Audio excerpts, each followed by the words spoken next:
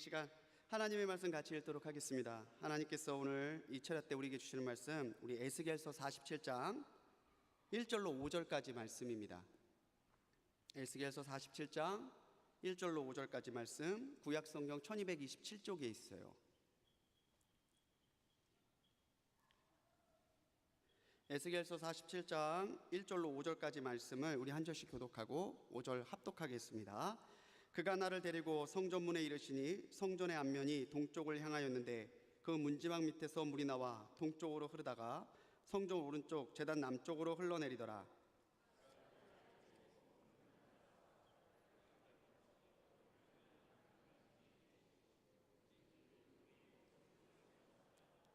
그 사람이 손에 줄을 잡고 동쪽으로 나아가며 천척을 측량한 후에 내게 그 물을 건너게 하시니 물이 발목에 오르더니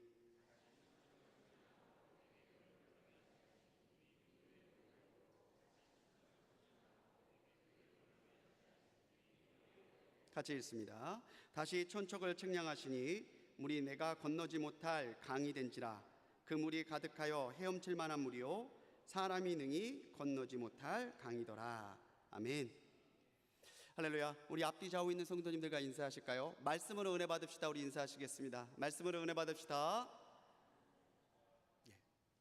말씀으로 은혜 받는 귀한 시간 되시기 바랍니다.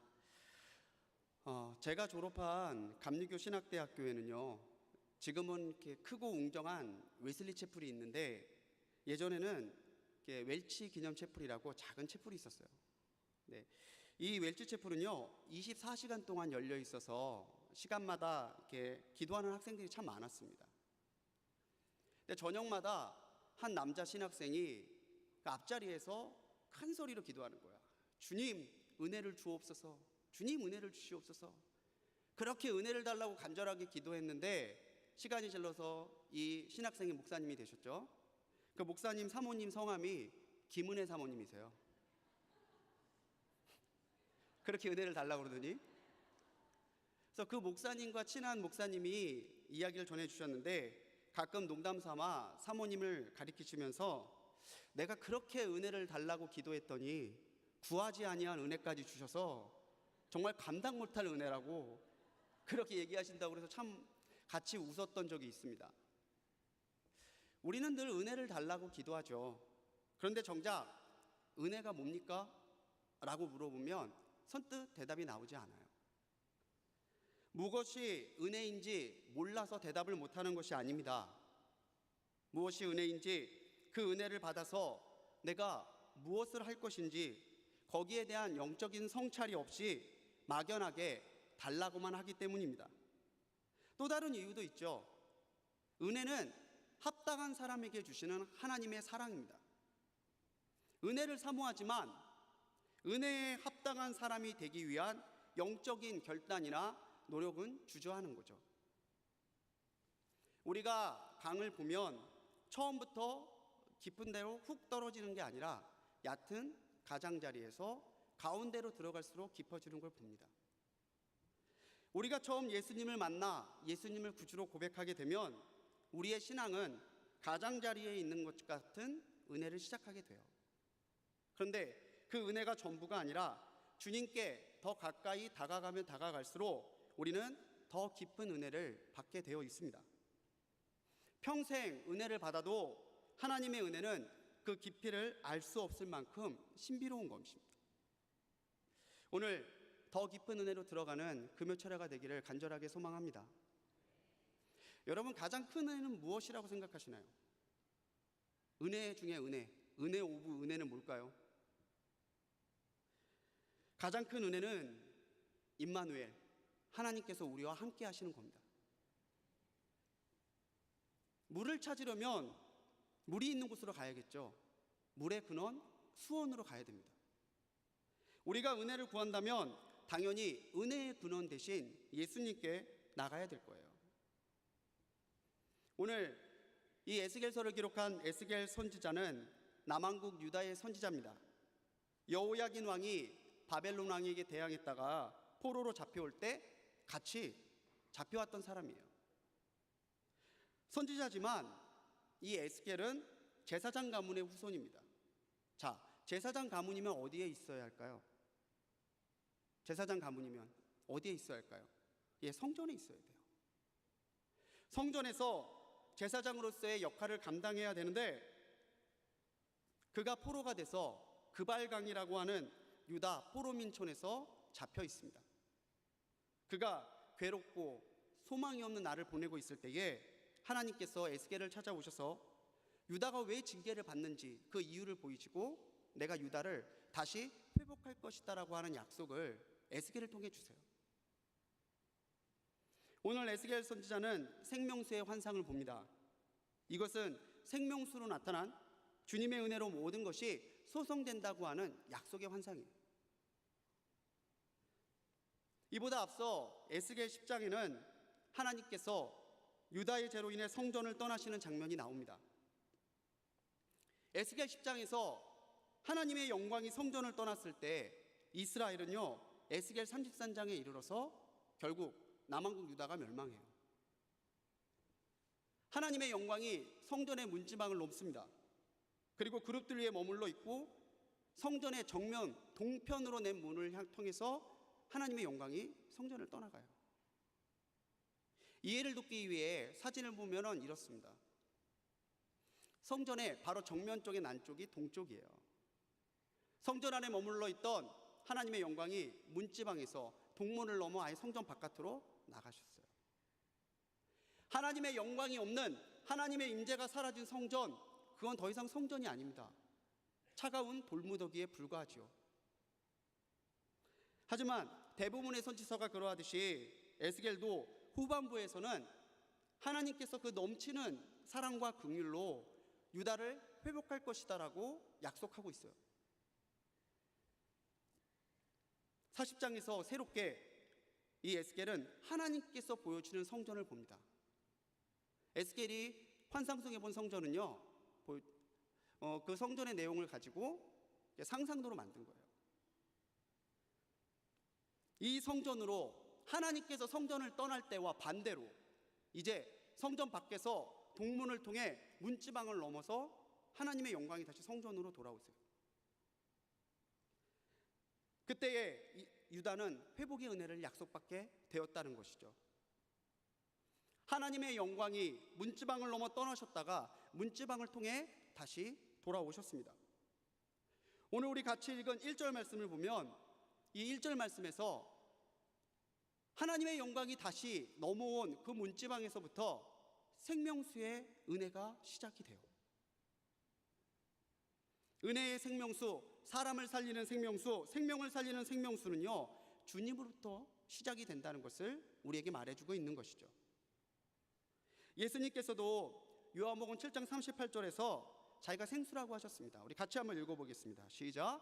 나를 믿는 자는 성경의 이름과 같이 그 배에서 생수의 강이 흘러나오리라 하시니. 자, 무엇이 흘러나온다고 그러죠? 생수의 강이에요. 생수의 강. 누가? 예수님을 믿는 사람. 우리는 은혜 없이는 살아갈 수 없는 연약한 존재입니다. 하루도 은혜가 필요하지 않은 날이 없죠. 그런데 우리가 은혜로부터 고민할 때에 가장 큰 은혜는 하나님이 우리와 함께 하시는 것임을 우리가 잊어서는 안 돼요. 그걸 잊어버리게 되면 우리는 자꾸 다른 것을 하나님의 은혜라고 착각하고 다른 것을 은혜라고 구하기 시작한다는 거죠. 주님으로부터 시작된 이 은혜가 우리의 삶에 흘러 들어오면 우리의 영혼은 주님의 은혜로 풍성해지게 되어 있습니다. 세상의 헛된 것만을 추구하다가 메마르고 피폐해진 우리의 삶이 주님의 은혜로 새롭게 변화되는 것을 우리는 보게 됩니다. 죽은 것과 다른 바가 없는 우리는 참다운 생명을 누리는 하나님의 진짜 은혜를 누리게 된다는 것이죠. 하나님이 우리와 함께 하실 때. 타성에 젖은 신앙이 아니라 생명과 활력이 넘치는 기쁨의 신앙을 찾게 됩니다. 오늘 우리를 새롭게 하는 것은요, 물질과 명예가 아닙니다. 바로 이 생명수와 같은 하나님의 은혜, 하나님이 임재하시는 그 사람만이 누릴 수 있는 하나님의 생수의 기쁨이 오늘 우리에게서 흘러 넘치는 역사가 있어야 된다고 하는 거예요. 주님은 우리를 소생시키시는 은혜의 출발점입니다. 만약 우리가 무엇 때문에 주님을 믿는다면요, 주님은 우리의 주님이 되실 수 없고 우리의 목적이 되실 수 없어요. 주님이 우리의 도구가 돼서는 안 됩니다. 내가 이것 때문에, 내가 저것 때문에, 심지어는 천국 갔기 때문에 예수님을 믿는다? 앞뒤가 바뀌었다라는 거죠. 예수님을 믿으니 천국에 가는 겁니다. 예수님을 믿으니 예수님이 함께 하시는 겁니다. 예수님을 믿으니 생수의 은혜가 그 사람에게 함께 나타나는 겁니다. 바로 이것이 임마누엘의 은혜입니다. 생명수와 같은 주님이 함께 하실 때 우리는 주님 안에서 넉넉히 이기는 성도가 되고 또 믿음으로 능치 못함이 없는 참 그리스도인이 된다고 하는 것이죠. 여러분 지금 주님과 동행하고 계십니까? 주님이 여러분의 심령을 성전 삼고 와 계십니까? 은혜의 시작이신 주님만을 따라가는 성도님들이 되시기 바랍니다. 주님을 위해서는요, 때때로 내가 가지고 있는 세상의 것을 내려놓아야 될 때도 있어요. 나를 부인하고 주님의 십자가를 지는 길이 어찌 쉽기만 하겠습니까? 하지만 그 결단이 있어야만 우리는 은혜를 누릴 수 있다는 거죠. 그것이 가장 중요한 조건입니다. 오늘 이 밤 주님 앞에 나와 기도하는 이 시간에 다시 한번 무엇이 진짜 은혜인지를 깨닫고 주님의 동행하심을 간구합니다. 결단하는 이 밤이 되시기를 간절히 소망합니다. 우리에게 은혜라는 건요, 주님이 보여주시는 비전이 있어야 은혜입니다. 오늘 내가 내 인생을 살아가게 만드는 힘은 뭡니까? 내가 하루를 포기하지 아니하고 하루를 허투루 살지 아니하고 주님 앞에서 하루를 달려가게 만드는 힘은 뭡니까? 오늘 하나님은 에스겔에게 환상을 보이십니다. 예전에는 이 환상을 이상이라고 번역했죠. 이 이상, 환상은 하나님께서 우리에게 뜻을 보이시는 계시의 방법입니다. 그런데 모든 것이 다 환상이 아니에요. 이 환상에는 가장 큰 기준이 있습니다. 그 기준이 뭐냐면 하나님께서 보여주시는 것이냐, 그거라는 거죠. 환상의 영어 표현은 우리가 잘 알고 있듯이 비전입니다. 요즘에는 비전이라는 말이 너무 무분별하게 쓰이죠. 내가 하고 싶은 거, 내가 되고 싶은 거, 내가 이루고 싶은 거, 그걸 우리 비전이라고 얘기를 해요. 근데 성경 속 비전은 내 계획이나 내가 중심적인 체험이 아니라 보여주시는 하나님의 환상에 순종하는 거예요. 때로는 내가 보는 것이 하나님이 나로 하여금 꿈꾸게 하는 것이 나를 힘들게 하고 어렵게 할 때도 있어요. 주저하게 할 때도 있고, 이게 진짜 하나님께서 보여주시는 비전인가?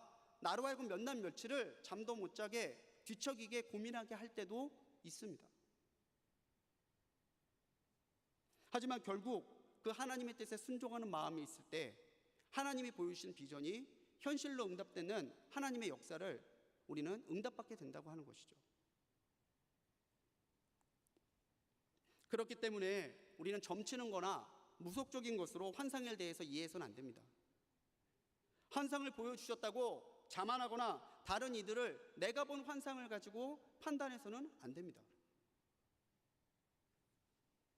에스겔을 비롯한 선지자들은 그 당시에 하나님께서 환상을 허락해 주셨던 사람들이에요. 그 환상을 통해 선지자들은 자기가 높아지고 자기가 유명해지지 않았습니다.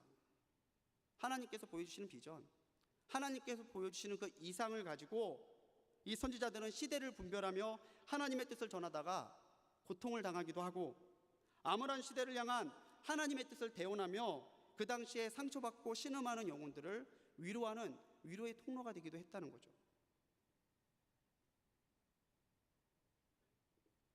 습관화된 신앙과 외식적인 신앙에 빠져서 무엇이 진짜 신앙인지 분별하지 못하는 사람들에게 하나님이 보여주시는 환상과 비전을 가지고 오늘 이 시대를 향해서 하나님께서 우리에게 주시는 뜻은 이것입니다, 분별하고 전해줬던 사람이 바로 선지자들이에요. 그들의 첫 마디는 언제나 만군의 여호와께서 말씀하시되었습니다. 여러분들 오늘 돌아가셔서 한번 선지서들을 쭉 읽어보세요. 어김없습니다. 선지자들의 첫 마디는 그거예요. 여호와께서 말씀하시되, 만군의 여호와께서 말씀하시되. 내가 보고 듣고자 한 것을 말하는 게 아니라 내가 말하고자, 내가 전하고자, 내가 주장하고자 했던 것을 펼쳤던 것이 아니라 그들은 철저하게 하나님이 보여주시고 하나님이 들려주신 비전을 가지고 말했다라는 거예요. 여러분들 가운데 혹 환상을 보셨다면 섣불리 해석하지 마시고 그 환상을 말씀에 비추어서 이 환상이 성경에 합당한지를 분별하십시오. 나 이거 봤다, 저거 봤다. 본 곳에서 끝나면 안 돼요. 그건 환상이 아니고 몽상입니다. 정이 어렵다면 목회자들의 지도를 구하는 것이 참 지혜로운 방법 중에 하나가 되겠죠. 하나님의 환상은 분명해요. 시간이 지나면 드러나게 되어 있습니다. 비전으로 환상으로 포장됐던 그런 것들은 시간이 지나가면 뿌리가 없는 나무가 마르는 것처럼 그것이 하나님의 비전이 아니었다는 것이 드러나요. 하지만 하나님께서 분명하게 이 시대에 허락하신 환상이라면, 하나님께서 우리에게 주신 비전이라면요, 지금 당장 그 환상 때문에, 비전 때문에 우리가 고난을 겪고 어려움을 겪고 우리 마음에 큰 심적 부담이 있다 할지라도 비전을 품고 달려가는 사람들에 의해서 하나님은 비전이 진짜 하나님의 뜻임을 시간 속에서 드러내신다는 거예요. 환상을 보는 것보다, 내가 어떤 이미지를 보는 것보다 더 중요한 것은요, 환상에 담겨있는 하나님의 뜻을 분별하고 그 뜻을 성취하기 위해서 내 모든 것을 다해 헌신하고 순종하는 겁니다. 그래서 오늘 우리가 하나님 앞에 전적으로 순종하고 전적으로 꼬꾸라질 준비가 되어 있지 않다면은 오늘 우리가 보여달라, 하나님의 비전을 허락해달라 기도에 신중해야 돼요. 나도 보기 원합니다. 나도 체험하기 원합니다. 나도 듣기 원합니다. 그 말 속에는요, 하나님의 뜻대로 이루어지게 될 줄로 믿습니다. 나는 하나님의 뜻 가운데 순종하겠습니다 하는 결단과 믿음이 같이 담겨야 오늘 우리가 보는 비전이, 오늘 우리에게 주시는 환상이 몽상으로 끝나는 게 아니라 하나님의 나라를 이루어 가는 데에 초석이 되고 첫걸음이 되고 밑바탕이 된다는 얘기예요.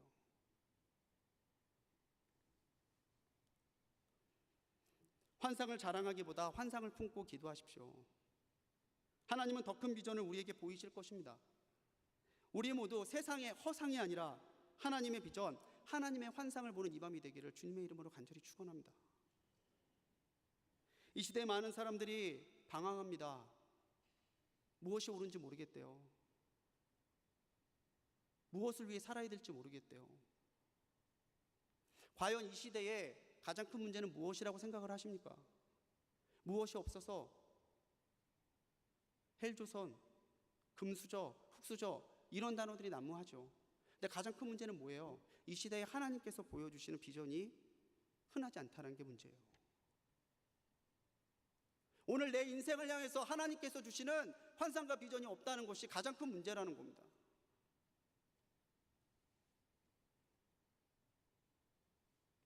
요엘 2장 28절의 말씀입니다. 우리 같이 읽어볼게요. 시작. 그 후에 내가 내 영을 만민에게 부어주리니 너희 자녀들이 장래일을 말할 것이며 너희 늙은이는 꿈을 꾸며 너희의 젊은이는 이상을 볼 것이며. 아멘. 하나님께서 분명하게 주신 말씀인데 여러분, 이 말씀이 이미 성취됐다는 거 아십니까? 우리가 찬양으로도 많이 부르잖아요. 자녀들은 예언할 것이요. 근데 이 말씀은 이미 사도행전 2장에서 성취가 됐습니다. 사도행전 2장 오순절날 성령께서 오셔서 저녁 기도에 힘쓰던 120명의 제자들이 하나님의 비전을 놓고 기도하고 하나님께서 주신 은혜와 방언으로 선언하고 선포할 때에 분명히 베드로는 선언하죠. 요엘에 나오는 이 말씀이 오늘 응답되었다. 그렇다면 우리는 뭡니까? 이미 이루어진 이 약속을 받아서 살아가는 사람들이에요. 우리가 하나님의 환상, 하나님의 비전을 허락받는 것은 특별한 은사가 아닙니다. 하나님의 믿음으로 하나님 앞에 순종할 준비가 되어 있다면, 하나님의 나라를 위하여 달려갈 우리의 모든 것이 예비되어 있다면 하나님은 그 사람에게 하나님의 환상, 하나님의 비전을 분명히 보여주실 거라고 저는 확신해요. 요엘 2장 28절의 말씀, 듣기만 해도 가슴이 뛰는 이 말씀이 사도행전 오순절 성령 강림 사건으로 이루어졌고, 성령의 역사, 성령의 은혜를 살아가는 우리들에게 하나님께서 동일한 은혜를 우리에게도 부어주실 거란 얘기예요.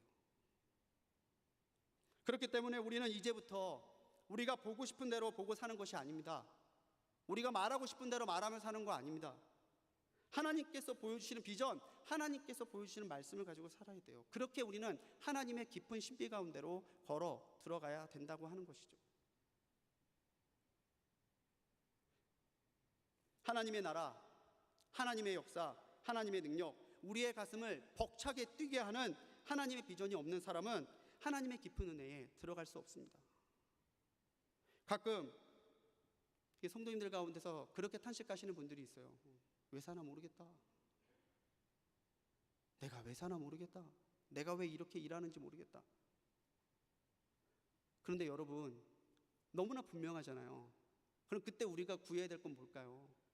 하나님, 내가 왜 사는지, 하나님, 내가 왜 일하는지, 하나님, 내가 왜 교회를 나오는지 하나님의 비전을 내게 달라고 기도해야 될 때라는 거예요. 신비적인 환상뿐만이 아니라 하나님께서 품게 하시는 하나님의 비전이, 하나님 나라의 비전이 우리에게 있어야 돼요. 할렐루야. 그렇게 우리가 새로운 은혜의 30년을 기도하며 달려가는 것입니다. 그래서 우리가 주님의 몸된 불꽃교회의 부흥과 다음 세대가 믿음으로 세워지는 것을 바라보고 뛰는 겁니다. 왜? 하나님 나라의 비전은 계속되어야 되니까. 나의 계획과 세상의 기준과 환경 속에서 움츠러든 우리의 가슴을 활짝 필 때입니다. 환경을 바라보고 조건을 바라보며 안 된다고 뒤로 치부했던 우리의 기도 제목들을 다시 꺼내야 될 때입니다. 식어져 버린 우리의 가슴을 부둥켜 안고 하나님, 내 가슴에 불을 당겨주십시오 기도할 때입니다. 그렇게 하나님 나라의 비전을 우리 교회 가운데, 우리의 다음 세대 가운데 이루어가야 될 이 시기를 지금 우리들은 불꽃교회에서 보내고 있습니다. 이것을 확신하는 성도님들이 되십시오. 하나님이 보이시는 비전으로 더 깊은 은혜로 들어가는 우리 성도님들이 되시기를 간절히 소망합니다. 하나님께서 생명수강의 환상을 에스겔에게 보여주시죠. 그리고 그 물이 이룬 강으로 에스겔을 데리고 들어가십니다. 그 강을 1,000척, 약 500여 미터 정도 측량할 때마다 에스겔 보고 물을 건너라고 그래요. 3절 말씀이죠. 그 사람이 손에 줄을 잡고 동쪽으로 나아가며 1,000척을 측량한 후에 내게 그 물을 건너게 하시니 물이 발목에 오르더니. 여기서 우리가 주목해야 될 건 뭘까요? 물일까요? 우리가 주목해야 될 것은 물을 보게 하신 것이 아니라 물을 건너게 하신 거라는 겁니다. 물 싫어하는 분들이 있어요. 진짜 물공포증 있으신 분들은 정말 물 싫어하세요. 처음에는 졸졸졸 흐르는 물이었겠죠. 그런데 천척씩 나갈 때마다 물이 점점 넓어지고 깊어져요. 처음에 발목까지 오르는 물 건너라 그럴 땐 아무렇지 않게 건넜을 겁니다. 폴짝 뛰었을 겁니다. 그런데 물이 무릎에 오르고 허리에 오르면요, 건너지 못할 강이 되면요,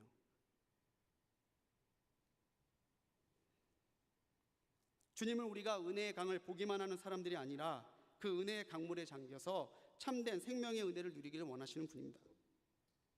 하나님의 은혜의 강물은요, 측량될수록 깊어집니다. 성전에서 시작된, 문지방에서 시작된 작은 물줄기가 큰 강이 되듯이 하나님께서는 은혜의 강물을 더 풍성하게 부어주셔서 우리로 하여금 그 큰 강을 보게 하는 사람들이 아니라 큰 강을 건너게 하는 사람들이 되게 하신다는 거예요.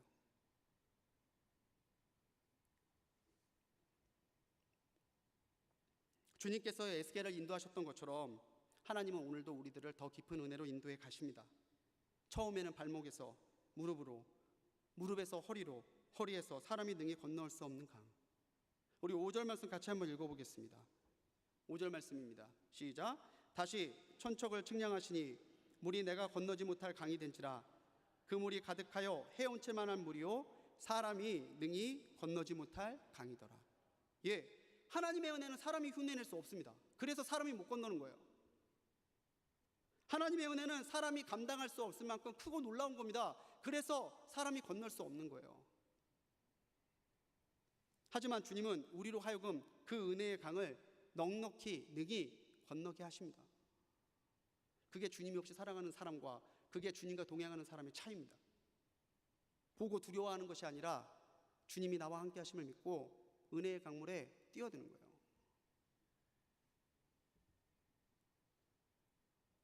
우리가 은혜의 가장자리에서 만족해서는 안 됩니다.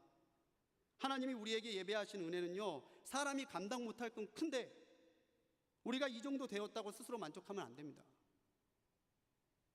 이 정도면 괜찮아요. 먹고 살만하고 직장에서도 어느 정도 하고. 근데 하나님께서 우리에게 주신 은혜가 그 정도일까요? 우리는 우리에게 은혜를 주시려는 하나님의 손을 부담스러워할 때가 있습니다. 오늘 우리가 이 자리에 있을 수 있는 것도 내가 나온 것이 아니라 하나님께서 우리의 마음을 주장하시고 나의 발걸음을 인도하셨기 때문에 이 자리에 있는 거예요. 우리는 불러주셔서 나온 사람이지 나와준 사람들이 아니다라는 거죠.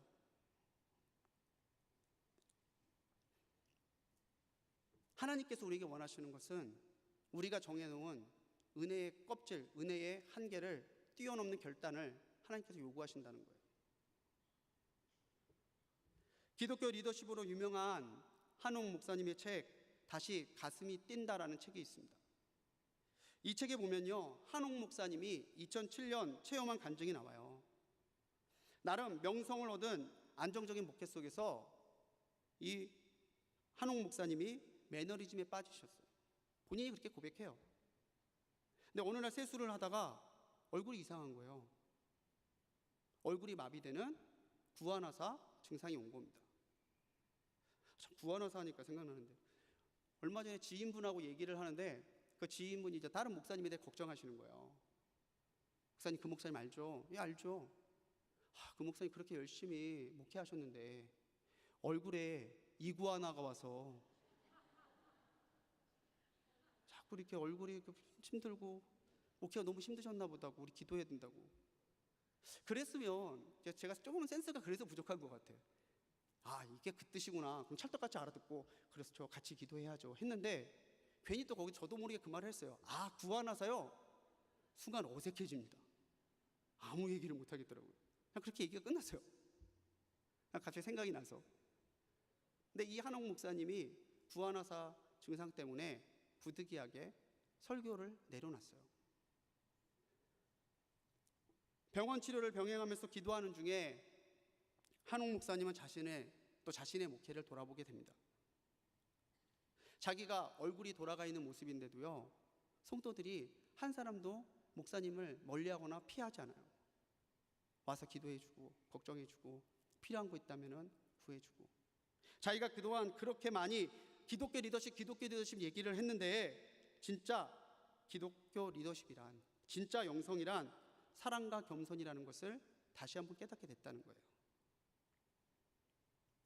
증상이 낫고 다시 하나님의 말씀을 증거하게 되는데, 그거를 성도님들이 느낍니다.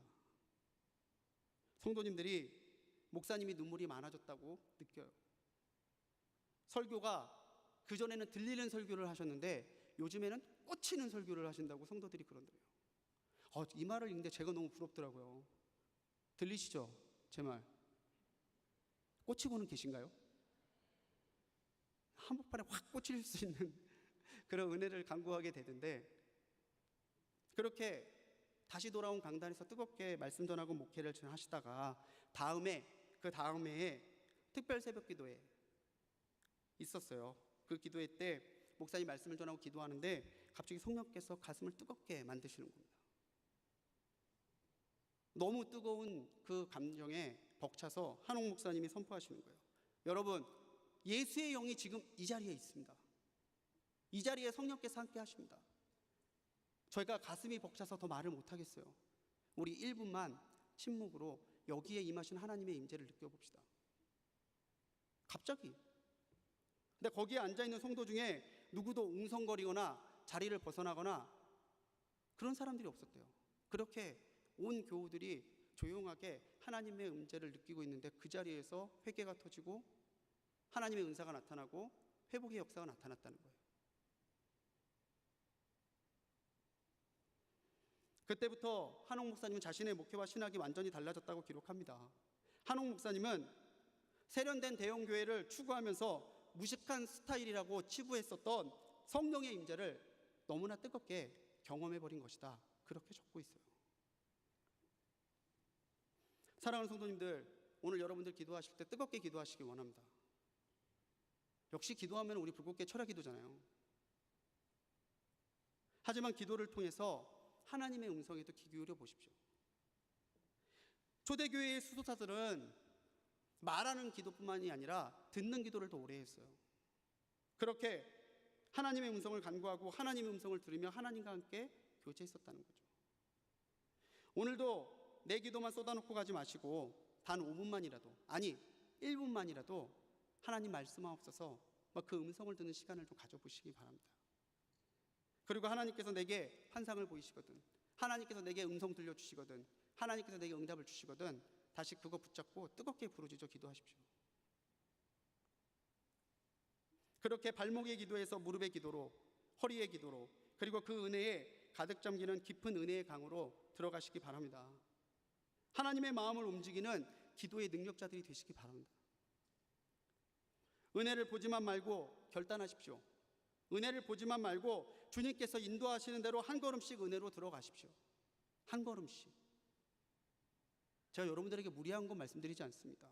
한 번에 10km 뛰어가십시오, 그렇게 얘기 안 할게요. 한 걸음씩 들어가는 거예요. 6절로 12절 우리 같이 읽지 않았지만 6절과 11절에는 그 생명수 강이 흘러서 바다와 땅을 되살리고 각종 과실나무가 열매와 약초를 맺는 것을 보여주십니다. 우리의 메마른 심령에 오늘 바로 이 은혜가 필요합니다. 이 은혜에 우리가 빠져야 됩니다. 이 은혜를 위해 우리가 말씀을 묵상하고 하나님과 대화하는 교제와 기도를 통해서 하나님이 보이시는 환상과 그 환상대로 순종할 수 있는 겸손과 능력을 허락받아야 된다고 하는 거예요. 결단하는 밤이 되시기 바랍니다. 이번 청년부 수련회 주제가 말씀에 빠지다더라고요. 말씀에 빠지다.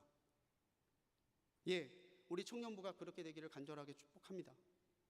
그런데 더 나아가서 우리 모두가 말씀에 더 깊은 은혜에 뛰어드는 결단을 하는 우리 성도님들이 되시기 바랍니다. 한두 명 빠진 것만 보는 것이 아니라 우리가 다 같이 빠졌으면 좋겠어요. 한두 명만 뒤에서 구경하고 있는 게 아니라 우리가 다 같이 그냥 빠졌으면 좋겠어요. 하나님만을 추구하십시오. 하나님과의 교제를 위해서 그 어떠한 포기도 결단도 주저하지 마십시오. 더 이상 미루지 마십시오. 바로 오늘입니다. 하나님의 깊은 은혜의 강에 빠져보면 하나님의 은혜가 그 무엇과도 바꿀 수 없는 귀한 것이라는 것을 우리는 말이 아니라 생각이 아니라 체험으로 알게 돼요. 여러분, 왜 예수님을 믿으십니까? 예수님께서 십자가를 통해 주신 복음의 은혜는요, 내 삶의 모든 것을 바꾸어 버릴 만큼 강력한 거예요.